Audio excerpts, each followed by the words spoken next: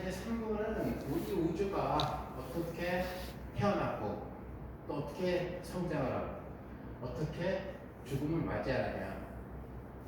그리고 이 거대한 우주, 우리가 2부에서는 태양계라고 하는 아주 작은 세계를 본 거죠. 근데 태양계가 아니라 엄청나게 우주는 태양계랑 비교도 안 될 정도로 거대하다는 거죠. 이제 그 우주 속에는 어떠한 일들이 벌어지고 있는가, 그 부분을 갖다가 다룬 게 이제 3부의 내용이에요. 옛날 사람들의 우주는 정말 지금 생각해보면 너무 형편없는 상상에 해당하는 경우죠. 여기 보이는 것이 이제 고대 그리스의 철학자이자 과학자인 아막시만드로스가 생각했던 평평한 우주를 얘기하고, 평평한 지구와 평평한 지구 주위에 지구는 이제 고정되어 있고 아예 안 움직이고 있고, 여기가 이제 자기네들이 생각하는 그리스예요. 그러니까 이렇게 이제 평평한 지구를 생각하니까 지구를 에워싸고 있는 거대 바다가 있어서 여기 그럼 추락하면 어떻게 되는 거예요?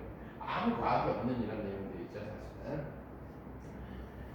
자, 그러다가 이제 소위 얘기하게 되는 이 태양계 밖의 부분을 갖다가 처음으로 관측하기 시작한 것은 사실 이러한 허셜 남매가 찾아낸 은하수라고 하는 친구들이에요. 이게 지금 보면 은하수 같은 경우는 이 북극에 가까운 지방에 잘 보인다라고 얘기하는데, 뭐 우리나라에서도 옛날에 뭐 동요 푸르나는 은하수에 있는 것처럼 은하수 같은 경우는 아마 저기 산청 쪽이라든가 강원도 산골짜기처럼 주변에 빛이 없는 곳들, 조명이 별로 없는 곳에서는 은하수들, 굉장히 별이 뭐냐면 강처럼 흐르는 거죠. 그래서 은하수라고 이름을 붙였는데, 이 은하수가 바로 뭐냐면 우리가 살고 있는 이 거대한 은하의 중심부를 보고 있는 거예요. 근데 지금 우리가 살고 있는 은하는 엄청나게 많은 별들로 이루어져 있는, 여기가 이렇게 막대가 있고 주위에 이렇게 나선 모양의 띠가 들어오고 있는 막대 나선 은하예요. 그것을 얘를 옆에서 보게 되면 이렇게 UFO처럼 이렇게 별들이 많이 모여 있는 지점이 있고, 별이 이제 드문드문 있는 지점이 있어요. 요게 한 10만 광년 정도 돼요, 우리 은하는. 그러니까 1광년이라고 하는 것은 빛이 1년 동안 간 거리를 1광년이라고 얘기해요. 그러니까 빛이 1년 동안 간 거리니까 얼마나 길겠어요.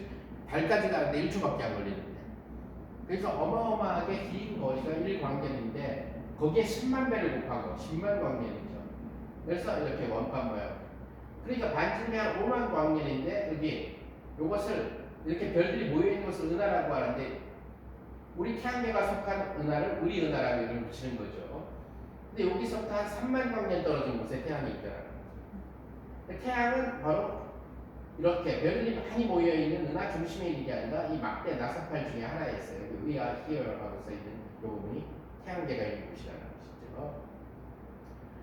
그래서 우리 주변에는 별들이 별로 없어요. 그러나 만약에 우리 은하 쪽으로 만약에 점점 가까이 가게 된다 그러면 엄청나게 밝은 하늘을 보게 되는 거죠. 별들이 너무너무 많아가지고. 그래서 우주는 이렇게 수많은 은하들로 이루어져 있어요. 그래서 은하는 다시 수많은 별들로 이루어져 있고 굉장히 많은 별들로 구성되어 있는 거죠. 또 은하와 은하 사이에는 또 별들이 거의 없는 어두운 부분들이 있을 거고, 그죠? 그래서 우리 은하에서 제일 가까운 은하이면서 그러니까 우리 은하에서 봤을 때는 지구에서 한 250만 광년 떨어져 있죠. 그러니까 우리 은하의 크기가 이쪽에서 이쪽까지가 10만 광년이라고 했으니까 당연히 우리 은하 밖에 있죠. 우리 은하의 길이에 한 25배 정도 되는 거리에 바로 우리 은하랑 비슷한 이런 막대 나선 은하가 있어요. 이것이 이제 허블이 발견한 어떤 안드로메다 은하라고 하는 그런 친구가 되는데, 우리 은하보다는 좀 큰데 구조는 굉장히 비슷하죠, 그죠? 여기 보이는 밝은 부분이 별들이 굉장히 많은 곳이에요. 그 다음에 막대들이 보이는 이러한 모습으로 되어 있다. 자, 허블이라고 하는 이 과학자가 이제 우주 나이를 갖다가 알아내게 되는데 어떻게 했냐면은, 지금 우리 은하랑 소위 얘기하는 안드로메다 은하랑 점점 이렇게 멀어지고 있다는 사실을 알아내게 됐어요. 그러니까 그 사실로부터 이 우리 은하로부터 안드로메다 은하가 멀어지는 어떤 속력이 안드로메다 은하랑 우리 은하 사이의 거리에 정비례한다는 사실을 알아냈어요. 자, 그러니까 허블이 이 식을 통해 가지고 뭘 생각을 해요? 그럼 처음에 얘네들은 지금 서로 멀어지고 있으니까 처음에는 얘네들이 과거로 만약에 돌아가면은 얘네들이 지금 현재 이렇게 멀어지고 있으니까 두 은하가 옛날에는 점점 가까워 있어서 붙어 있었을 것이다. 이렇게 생각을 한 거죠. 자, 그러다 보니까 소위 얘기하는 이 벌어지는 정도에 해당하는 이 길의 상수를 갖다가 역으로 취하게 되면은 거꾸로 얘가 언제 붙어 있는지를 알 수 있게 되죠. 그죠? 그러면 이 붙어 있었을 때가 우주가 처음 시작했을 때고 지금은 점점 이렇게 되고 있다. 이렇게 생각을 하면 되니까 그걸 통해서 우주의 나이를 계산할 수 있었다라는 거 되겠죠. 자, 이걸 통해서 이제 최근 관측 자료나 이런 것들을 토대해서 우주의 나이가 이 138억 살로 결정이 된 거죠. 자, 그 다음에 이제 아까 얘기한 대로 우주가 서로 지금 점점 우리 은하랑 안드로메다 은하랑 또 다른 은하랑 계속 이렇게 멀어지고 있으니까 얘네들을 과거로, 그러니까 시간을 과거로 돌려보면은 얘네들은 점점 이렇게 다가오게 되겠죠. 그러다 보니까 이 세상에 있는 모든 은하들이 한 점에 붙어 있게 된다. 그러니까 이 세상에 있는 모든 물질들이 한 점에 붙어 있다. 그러니까 얼마나 압력이 높겠어요. 그리고 이 압력이 높고 굉장히 뜨거운 상태에서 우주가 시작됐다. 그것이 바로 빅뱅이라고 하는 우주의 탄생 이론이에요. 여기서 빅이라고 하는 건 크다는 뜻이고, 그 다음에 뱅이라고 하는 것은 영어로 얘기할 때 쾅이라는 뜻이에요. 쾅 터졌다는 때, 터질 때 쓰게 되는 그 쾅이라는 의성어가 되는데 재미난 이름을 갖다가 붙이게 된 거죠. 빅뱅 이론이. 그래서 빅뱅에서 팡 터져가지고 결국 우주가 이렇게 한 점 우주에서 아주 작은 우주에서 점점 커져서 지금 거대한 우주로 지금 가고 있고 점점 더 커질 것이다. 자, 근데 이때 이제 물리학자인 가모브가 우주가 점점 어떤 양이 점점 팽창해지게 되면은 온도가 내려가요. 과학적으로. 그래서 팽창을 하면 온도가 내려가게 되는데 이 팽창을 통해서 온도가 어느 정도 내려가는가를 계산을 해보니까 우주의 온도가 현재 우주의 온도는 너무 우주가 지금 커져 있어가지고 굉장히 많이 팽창되어 있는 거죠. 그러니까 온도가 처음에는 무지무지 뜨거웠는데 지금은 너무너무 식어버려가지고 지금 영하 270도라고 하는 계산이 됐다는 거죠.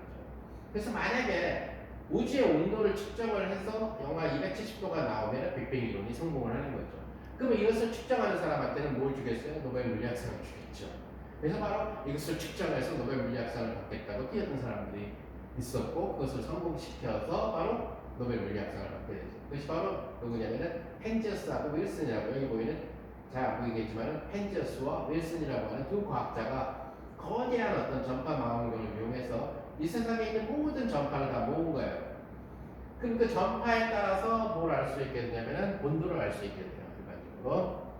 그래서 이 중에서 뭐 태양에서 오는 거 버리고 지구에서 오는 거 버리고 옆에 뭐 딴 데서 오는 거 TV에서 오는 거 방송국에서 오는 거 버리고 다 버리고 보니까 어떤 이런 실험 자료가 나오게 되는데 이 실험 자료를 갖다가 물리학적으로 분석을 해보니까 이것이 영하 270도짜리가 뿜어내는 그러한 실험 자료랑 일치한다라는 사실을 알아냈다는 거죠.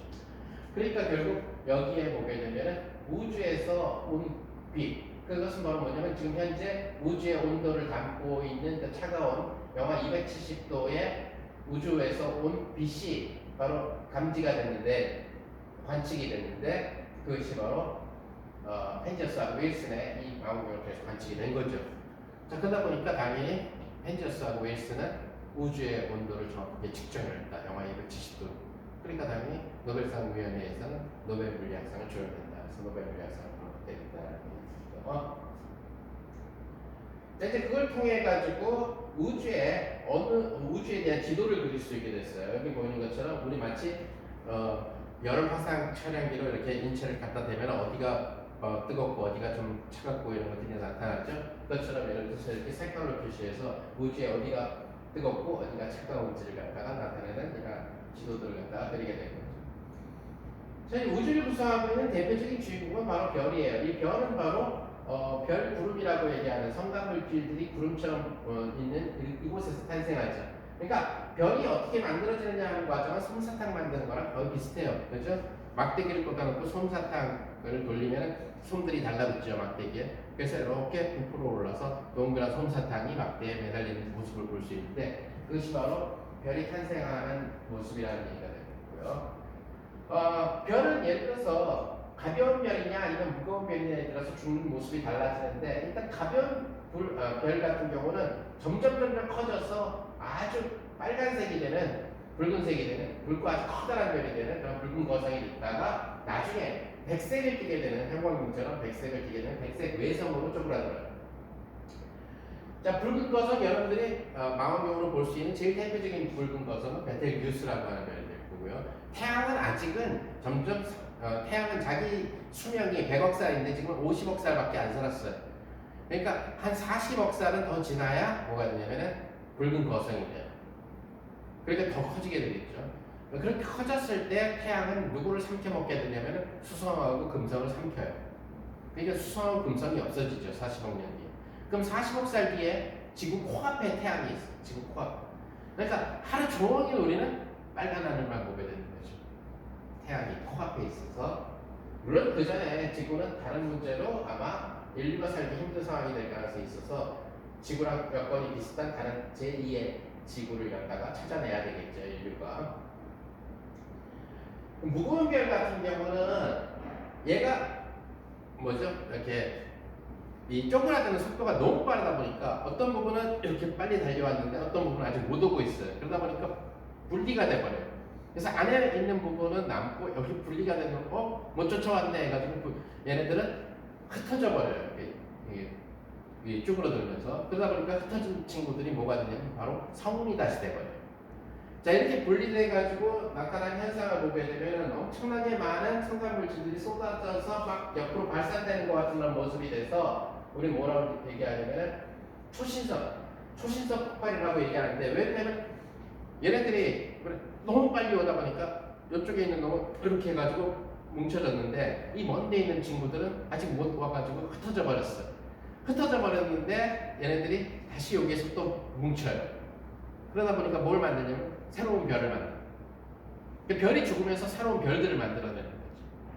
그래서 그것을 슈퍼노바, 초신성이라고 얘기를 하고 이런 초신성 폭발 과정을 거치게 되고 그럼 이 남아있는 부분은 뭐가 되느냐? 속칭 얘기하는 중성자별이라고 하는 아주 이 밀도가 굉장히 높은 우리가 만약에 중성자별에 만약에 착륙을 한다 그러면 눈꺼풀도 못 떠요. 왜냐면 중력이 너무 커가지고. 그러니까 이대로 붙어있는 거죠. 발 못 움직여요. 중력이 너무 커가지고. 그대로 석상처럼 굳어져 있어요. 손 못 들어요. 왜? 중력이 너무 커서. 얘를 들 만한 에너지가 없어요. 힘이 없어요. 중력이 너무 커서 그런 별이 되고 이런 중성자별 같은 경우는 굉장히 빨리 돌아요. 자전이 얼마나 빠르냐면 약 1초나 2초 만에 한 바퀴를 돌 정도로 굉장히 빠르다는 얘기예요. 그래서 약간 우리 눈에서 봤을 때는 뭐가 되냐면 그 등대처럼 보여요. 등대처럼. 그래서 반짝반짝거리는 그런 별로 보이게 된다는 사실을 알 수가 있다. 그 다음에 이제 타임머신 같은 경우는 옛날에 조지 웰즈라고 하는 소설가가 처음으로 타임머신이라는 단어를 얘기했고 아주 유치한 이런 소설 속에 나타나는 자치죠.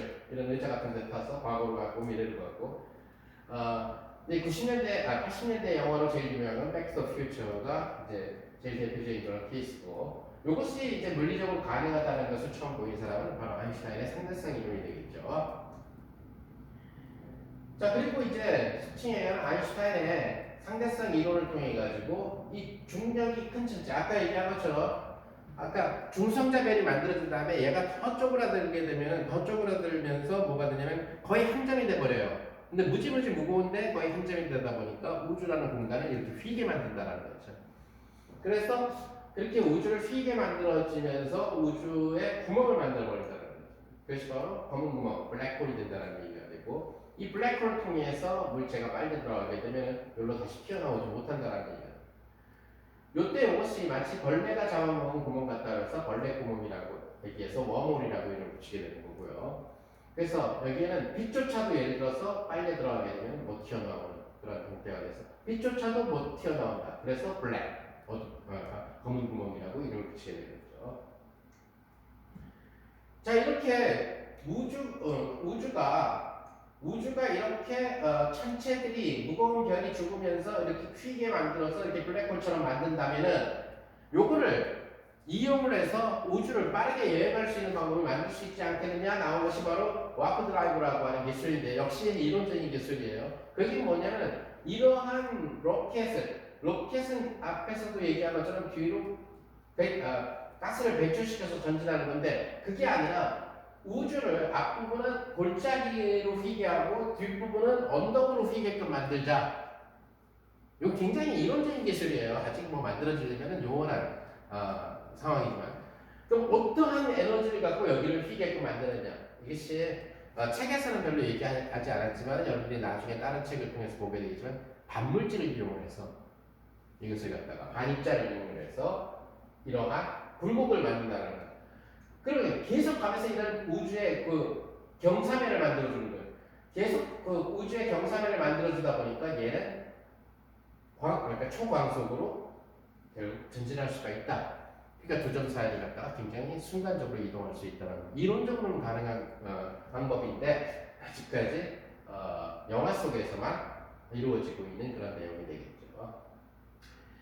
자, 그 다음에 이제 솔직히 얘기하는 우주가 그러면 우리 하나의 우주뿐이냐? 우주는 물질이 있는 곳을 우주라고 그러는데 최근에 와서는 그렇지 않다. 우주는 여러 개가 있을 수 있다. 지금 마치 이렇게 거품 상자 속의 거품들처럼 이렇게 우리가 살고 있는 우주가 이거라면 옆에 이웃 우주들이 굉장히 많이 있을 수가 있다. 이것이 소위 얘기하면 멀티 유니버스니까 다시 말해서 다중 우주 이론이라는 거죠. 그래서 이론적으로 얘기할 때는 우주는 무한히 많이 있을 수 있다. 존재할 수 있다. 우리 우주뿐만 아니라 무한히 많이 우주가 생길 수 있다는 얘기는 그중 예를 들어서 특별히 우리랑 비슷한 우주도 있을 수가 있다는 거예요. 비슷한 우주에 우리랑 비슷한 행성이 있을 수도 있고 비슷한 지구가 있을 수가 있다는 거죠. 그러니까 그 비슷한 지구에 우리 인간하고 비슷한 인간이 살고 있을 수 있고 도플갱어처럼 살 수 있다는 거죠. 그것이 바로 소위 얘기하는 평행우주 이론이라는 거죠. 물론 사실 이 평행우주 이론에 대해서는 믿는 과학자도 있고 믿지 않는 과학자도 있어요. 하지만 평행우주 이론은 너무나 쇼킹하고 재밌기 때문에 소설이라든가 이런 데서 SF나 소설에서 굉장히 많이 이용되고 있죠.